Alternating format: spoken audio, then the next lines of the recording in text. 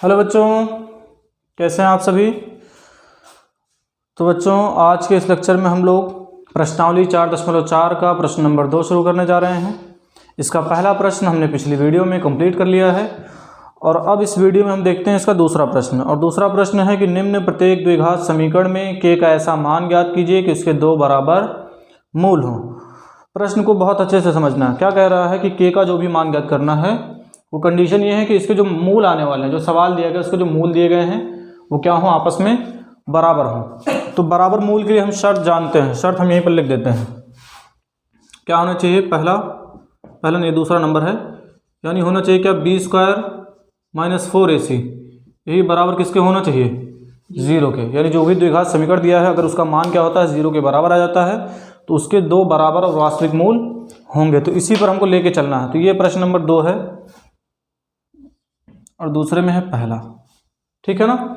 और पहला है 2x² + kx + 3, 2x² + kx और प्लस में 3 और बराबर में है 0। तो अब देखिए इसके जो मूल हैं वो कह रहा है कि क्या है, दोनों बराबर आने वाले हैं। तो हम यहाँ लिखेंगे, पहले a निकालिए, a कितना आएगा 2, b कितना आएगा k और c बराबर 3। तो अब यहाँ पर बराबर व वास्तविक मूल के लिए, ठीक है ना। तीनों स्थिति हमने पिछले लेक्चर में बताया है। तो अब देखिए यहाँ पर ये क्या हो जाएगा, b² - 4ac, ये बराबर किसके हो जाएगा, 0 के, ठीक है ना। तो अभी क्या करेंगे, b कितना है, k है, तो करिए k का स्क्वायर -4 गुणे a कितना है 2 और c कितना है 3 और ये बराबर 0। तो k² माइनस गुणा करवा लो, 4 दूना 8 क्या है 24, तो माइनस में 24 बराबर 0। अब इस 24 को देखो इधर माइनस में उधर भेज दो, तो k² बराबर प्लस में हो जाएगा 24, ठीक है ना। तो k बराबर ये हो जाएगा √24। करणी में कितना आ गया, 24 आ गया। तो अभी करणी में 24 आया है तो करणी से 24 को बाहर निकालेंगे। तो इसको हम ले सकते हैं 4 क्या है 12 दूनी 24, इसको लिख सकते हैं 2√6 लिख सकते हैं। अभी देखो कैसे, k बराबर ±2√6। अच्छा देखो, 2 जब 4 अंदर होगा तो ही 2 बाहर आएगा ना। जैसे 4 अंदर होता है तो हम 2 बाहर ले लेते हैं ना। तो इसी तरह से देखो 2 को जब अंदर ले जाओगे तो 4 होगा, तो 4 × 6 = 24। तो देखो k बराबर आ गया ±2√6, ठीक है ना। इतना आएगा ना, ये आ गया k का मान, ठीक। इसी तरह से दूसरे प्रश्न में देखते हैं। प्रश्न नंबर है 2 और दूसरे में है kx दिया है और इन ब्रैकेट में है x - 2 और क्या दे दिया है, और दे रखा है प्लस में 6 बराबर 0। तो पहले क्या करो, kx का अंदर गुणा करवाओ, ठीक है। तो क्या हो जाएगा kx² और क्या हो जाएगा -2kx होगा ना, kx का यहाँ गुणा और kx का यहाँ गुणा और प्लस में 6 रहने तो बराबर 0, ठीक है। तो अभी हम क्या करेंगे, यहाँ से निकालिए b² - 4ac, ठीक है ना। b² - 4ac यही बराबर किसके होगा, 0 के, यानी 0 के। तो यहाँ b कितना है, अच्छा a, ये b और ये क्या है c। तो यहाँ से हो जाएगा -2k का स्क्वायर, यही ना b है, और -4 गुणे a कितना है k और c कितना है 6 बराबर 0। तो ये हो जाएगा 2 दूना 4k², ठीक है ना। और यहाँ हो जाएगा -4 × 6 = 24 के, 24k बराबर 0, ठीक है। तो यहाँ से देखो 4k कर लो कॉमन, 4k कॉमन, तो यहाँ देखो बचेगा केवल k। 4k कॉमन कर लोगे तो यहाँ केवल k बचेगा यहाँ पर, और माइनस में यहाँ बचेगा 6 और बराबर 0। तो एक बार क्या करेंगे, देखो 4k अगर लेते हैं हम लोग, जैसे 4k ये देखो यहाँ गुणे में है, बटे में भेजेंगे तो 4k बराबर ये बटे में आ जाएगा 0, ठीक है, 0 आ जाएगा ना। तो 4k बराबर 0 आ जाएगा, तो k बराबर क्या आ जाएगा 0, एक मान तो वो हो जाएगा। दूसरा समझिए यहाँ से, लेकिन वो हमको लेना नहीं है, ठीक है, क्योंकि 0 अगर हम लेते हैं, मान लिया 4k बराबर यहाँ से हो जाएगा 0, तो k बराबर भी क्या हो जाएगा 0 हो जाएगा, ठीक है। k का अगर मान 0 रख देंगे तो देखो समीकरण क्या होगा, खत्म हो जाएगा, खत्म हो जाएगा ना। और अगर द्विघात समीकरण होना चाहिए, के का हमको ऐसा मान लेंगे द्विघात समीकरण यहाँ निकलना चाहिए। अगर के 0 लेते हैं तो देखो के से इसमें गुणा करोगे, ये भी खत्म, ये भी खत्म, तो खाली 6 बचेगा। तो खाली 6 द्विघात समीकरण नहीं है, वो अचर पद है। तो हम यहाँ पर के का दूसरा मान निकालते हैं। अब हम क्या करेंगे, लिखेंगे के माइनस 6, ये देखो ये गुणे में है, उधर बटे में भेज दो तो ये भी 0 हो जाएगा, बराबर 0। तो के बराबर क्या हो जाएगा, 6 इधर माइनस में, उधर जाके प्लस, तो के बराबर आ जाएगा 6। तो ये मान अमान्य हो जाएगा और ये मान आ जाएगा यहाँ पर, यानी ये हो जाएगा आंसर। ठीक है, मिटा रहे हैं इसको। अब इसके बाद देखते हैं इसका अगला प्रश्न। चलिए बच्चों, अब हम देखते हैं इसका तीसरा प्रश्न। और तीसरा है कि क्या एक ऐसी आम की बगिया बनाना संभव है जिसकी लंबाई चौड़ाई से दोगुनी हो और उसका क्षेत्रफल कितना हो, 800 मीटर स्क्वायर हो। यदि है तो कह रहा है उसकी लंबाई और चौड़ाई ज्ञात करनी है। तो पहले लिख लेते हैं प्रश्न नंबर ये कितना है, 3, तीसरा ही है ना। और कह रहा है कि लंबाई और चौड़ाई ज्ञात करना है। तो हम क्या करते हैं, मान लेते हैं कि माना, अच्छा इसमें कंडीशन समझ लीजिए, क्या कह रहा है कि जिसकी लंबाई कितनी है, चौड़ाई से दोगुनी है। तो हम पहले क्या करेंगे, चौड़ाई मान लेते हैं। माना चौड़ाई, किसकी चौड़ाई, बाग की, किसकी चौड़ाई, बाग की, बराबर में यक्स। ठीक है, जब कोई मान नहीं दिया तो हम क्या करते हैं, कुछ 4 मान लेते हैं। यक्स हमने मान लिया, तब बाग की लंबाई कह रहा है इसकी दोगुनी है, तो ये हो जाएगा 2x। ठीक है ना, ये कह रहा है ना कि क्या, जिसकी लंबाई क्या है, चौड़ाई से दोगुनी है। अब कह रहा है इसका क्षेत्रफल कितना दिया है, 800 मीटर स्क्वायर। तो इसलिए लिखेंगे बाग का क्षेत्रफल बराबर 800 मीटर स्क्वायर, तो हो जाएगा लंबाई गुणे चौड़ाई बराबर में 800 मीटर स्क्वायर। ठीक है, तो ये जब लंबाई और चौड़ाई, लंबाई कितनी है 2x और चौड़ाई कितनी है x, बराबर कितना है 800 मीटर स्क्वायर। तो 2 ये हो जाएगा 2 दुना, अच्छा 2 4 नहीं, यहाँ देखो 2 तो है नहीं, तो ये हो जाएगा 2 और x का x में गुणा होगा तो x स्क्वायर, तो ये बराबर में 800 मीटर स्क्वायर। अब इस 2 को यहाँ गुणे में इधर बटे में भेजिए, तो x स्क्वायर बराबर 800 बटे 200, 2 चौक 8, तो x स्क्वायर बराबर कितना आ जाएगा 400। तो x बराबर करनी में 400, ये होगा ना, रूट में 400। तो देखो x बराबर रूट में 400 को हम क्या लिख सकते हैं, 20 गुणे 20। तो देखो यहाँ से x बराबर क्या आ जाएगा, 20 आ जाएगा। ठीक, ये बाग की क्या आ गई, चौड़ाई आ गई है। तो लंबाई कितनी हो जाएगी, ये देखो बराबर चौड़ाई 20 और ये लंबाई 40। ठीक, तो भाई चौड़ाई 20 और लंबाई कितनी 40। अब देखो यहीं पर इसी साथ में लगा देते हैं प्रश्न नंबर 4। चौथा भी है कि क्या निम्न स्थिति संभव है। अच्छा, जांच तो करनी है कि संभव है कि नहीं स्थितियाँ। देखिए मान निकल के आ गया है, क्या एक ऐसी आम की बगिया बनाई जा सकती है, बनाना संभव है, तो यहाँ लिख देंगे हाँ संभव है। संभव थी तभी ना मान निकला, नहीं तो नहीं निकलता। देखिए चौथा कि क्या निम्न स्थिति संभव है, तो पहले हमको चेक करके पता लगाना पड़ेगा कि स्थिति संभव है कि नहीं। अब देखिए यदि है तो उनकी वर्तमान आयु ज्ञात कीजिए। अच्छा, सवाल में 2 लोग हैं, इधर देखो कहाँ, अब देखो कह रहा 2 मित्रों की आयु का योग कितना है 20 वर्ष, और कह रहा है 4 वर्ष पूर्व उनकी आयु का गुणनफल कितना हो जाएगा 48। ठीक है, समझते चलिए।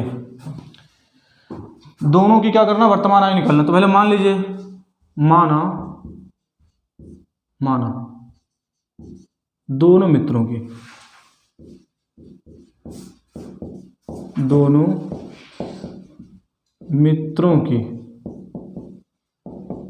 वर्तमान आयु, दिख रहा ना। ठीक है, वर्तमान आयु कितनी है, बराबर मान लेते हैं, एक की x है और दूसरे की y। ठीक, तो अब कह रहे हैं इन दोनों का योग, दोनों मित्रों के आयु का योग, चूंकि दोनों मित्रों, अच्छा मिश्रों हो जा रहा है, दोनों मित्रों की आयु का योग। ठीक है, बराबर कितना है 20 दे रखा है। अब क्या करेंगे, हाँ अच्छा 20 दे रखा है। अब देखिए यहाँ पर ये हो जाएगा x प्लस वाई, और भाई 2 मित्र हैं, एक को x माना एक को y, तो दोनों मित्रों का आयु को जोड़ देंगे, बराबर हो जाएगा 20। ये समीकरण नंबर 1 मान लीजिए। दोनों के आयु का गुणनफल, दोनों की आयु का गुणनफल बराबर में दे रखा है। आयु का गुणनफल कितना, 48। अच्छा 4 वर्ष पूर्व कह रहा है, ये नहीं होगा इस तरह से, ठीक है ना। पहले तो हाँ 4 वर्ष पूर्व कह रहा है, तो 4 वर्ष पूर्व का मतलब क्या है, जैसे मान लिया अभी आपकी उम्र मान लिया 15 है, 16 है, ठीक है, जो भी उम्र है, तो 4 वर्ष पूर्व यानी हम क्या करेंगे, आपकी जो एज है उसमें से क्या करेंगे, 4 साल घटा देंगे ना, तो वही हमको करना है यहाँ पर। तो यानी अब जो इसकी वर्तमान हो जाएगी, एक की कितनी हो जाएगी, x-4, ठीक है ना। दूसरे की क्या हो जाएगी, यक्स नहीं वाई, दूसरे को तो वाई माना हमने ना, y-4 बराबर 48। दोनों का गुणनफल दिया 48। अब यहाँ से क्या करो, गुणा कराने से पहले यहाँ से देखो, हम चाहे तो x का चाहे y का मान निकाल लें यहीं पर। तो यहाँ देखो ये y बराबर हो जाएगा, y का मान निकालो, तो x को क्या करेंगे, दूसरी तरफ भेजेंगे ना, तो ये हो जाएगा 20 माइनस x। तो अब यहाँ पर क्या करते हैं, y का मान वही रख देते हैं। तो रखेंगे y का मान रखने पर, y का मान बोलो, y का मान 4 रखने पर, अब यहाँ देखो x-4 ऑलरेडी है, यस सर, यहाँ हो जाएगा 20 माइनस x और -4 है, यस सर, बराबर में 48। तो ये x-4 यहाँ घटा लो, अरे भाई ये हो जाएगा -x और प्लस 16 बराबर 48, ठीक है। गुणा करवाओ, x का x में गुणा तो -x², ठीक, फिर x का 16 में गुणा तो प्लस 16x, और ये माइनस का 4x में देखो, ये 4x का x में गुणा होगा तो ये प्लस हो जाएगा, लेकिन ठीक है ना, और -16 × 64 और बराबर में 48। अब इस 48 को उधर ना लो, इन पूरे को उधर ले चलो, तो x² इधर माइनस में, उधर जाके हो जाएगा प्लस में, तो ये हो जाएगा x², ये उधर प्लस में, उधर जाके माइनस, और वो देखो उधर, अच्छा ये देखो ये चीज़ यहीं जोड़ लो, 16×4 = 20x, ठीक है ना, ध्यान रखेंगे, तो हो जाएगा 20x, और यहाँ पर ये -64 उधर जाके प्लस हो जाएगा, तो प्लस 64 और प्लस में 48 पहले से है वहाँ, ये हो गया, तो हो जाएगा x² माइनस 20x, 8×4 12 अरे अब की नहीं गलती होगी, 8×4 12 हो गया, 6×4 10 1 11, तो ये आ गया बराबर 0, इतना आ गया है। अभी इसका हमको जांच करना पड़ेगा, ठीक है, थोड़ा सा हम यहीं पर जांच कर लेते हैं, यहीं पर जांच कर लें, इस प्रश्न की जांच यहाँ कर लेते हैं, ये ऐसे कर सकते हैं ना, यहाँ निकालते हैं इसकी जांच, यहाँ कर लीजिए जांच। कैसे जांच करेंगे, कोई हल है कि नहीं, देखो जब भी क्या आएगा, इसका मान 0 से कम आ जाएगा, यानी माइनस में आ जाएगा, b² - 4ac का मान, तो हम मान लेंगे b² - 4ac निकालो, यहाँ से a कितना होगा 1, b -20 c बराबर 112 रखो, यहाँ पर b का -20 रखो, इसका स्क्वायर, -4 × a है 1 और c है 112, तो ये 20 विषयम 400 माइनस, अभी देखो 112 का 4 में गुणा करवाना, 4 दूना 8, 4 1 कम 4 1 कम, अब घटाओ यहाँ से कितना आएगा, केवल 48, ठीक है ना, वो भी माइनस में।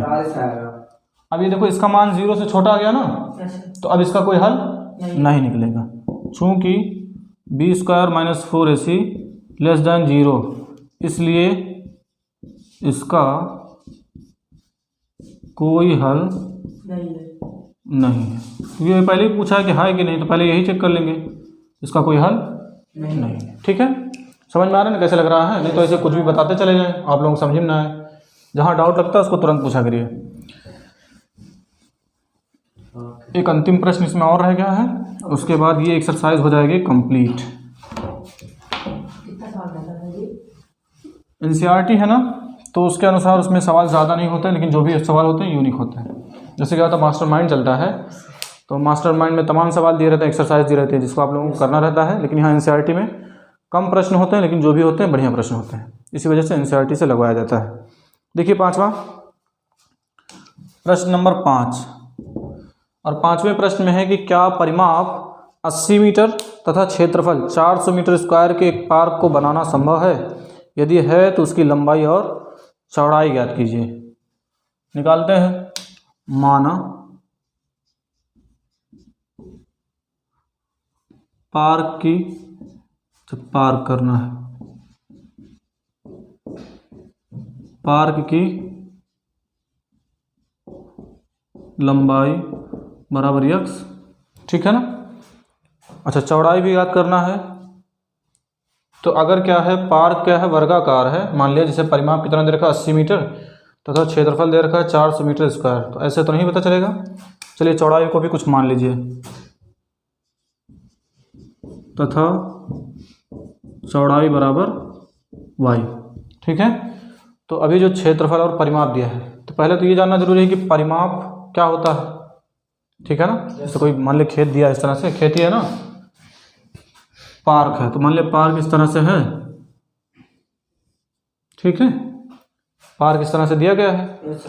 तो अगर मान लिया ये आयताकार पार्क होगा तो परिमाप क्या हो जाएगा, 2 गुणे लंबाई प्लस चौड़ाई, 2 गुणे लंबाई प्लस चौड़ाई, और क्षेत्रफल क्या होता है, लंबाई गुणे चौड़ाई, चौड़ाई चौड़ाई, ठीक है ना। तो और अगर वर्गाकार है तब तो भुजा स्क्वायर, 4 गुणे भुजा आ जाता है, और जो क्षेत्रफल आ जाता है वो भुजा स्क्वायर आ जाता है। चलिए देखते हैं इसका क्या आता है। परिमाप अगर हम निकालते हैं और क्षेत्रफल, तो पहले परिमाप लिख देंगे। अच्छा, इसमें कुछ दिया नहीं है कि आयताकार है कैसा है, चलिए निकालते हैं। तो लिखेंगे पार्क का परिमाप, ये बराबर में कितना दे रखा है, ये है 80 मीटर, 80 मीटर, ठीक है। तो अगर यहाँ पर हम लेते हैं 2 गुणे यक्स प्लस वाई बराबर में 80 मीटर, बटे में भेज दो तो यक्स प्लस वाई बराबर कितना हो जाएगा 40, ठीक है। तो यहीं से वाई निकाल लो, 40 माइनस हो जाएगा यक्स, ठीक। इसको मान लो समीकरण नंबर 1। समझ में आया कैसे कर रहे हैं, 2 को बटे में प्लस में आया, फिर वाई को क्या किया अपनी जगह पे, एक्स को दूसरी तरफ भेज करके 40 माइनस एक्स कर लिया। अब समझते हैं पार्क का क्षेत्रफल।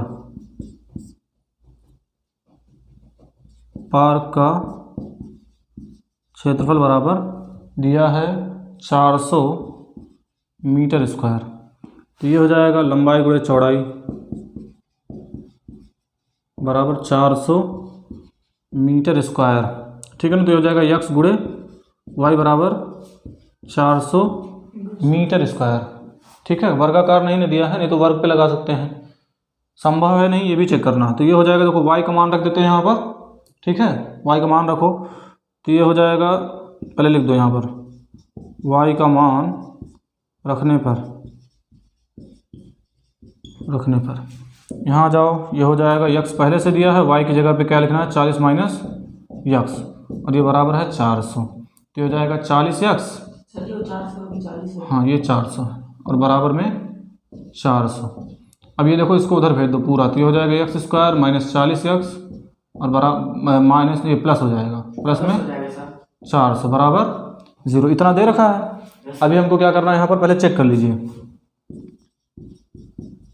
चेक जब करेंगे तो हो जाएगा बी स्क्वायर माइनस 4ac, तो ये b कितना है यहाँ पर, ये b है, यहाँ a है 1 और यहाँ पर ये c, तो ये हो जाएगा 40 का स्क्वायर माइनस 4 गुणे a है 1 और c कितना है 400, ठीक है ना। तो ये 40 का स्क्वायर, ये 1600, अरे 4 चौक 16 और उसके आगे 2 जीरो और माइनस, ये देखो 4 चौक 1600, ये आ जाएगा 0।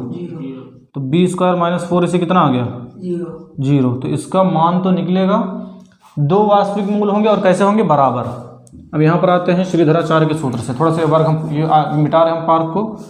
अब यहाँ लिखेंगे द्विघाती सूत्र से, ध्यान से देखिए नहीं तो इधर उधर हो जाएंगे, फिर कहिए नहीं समझ में आया।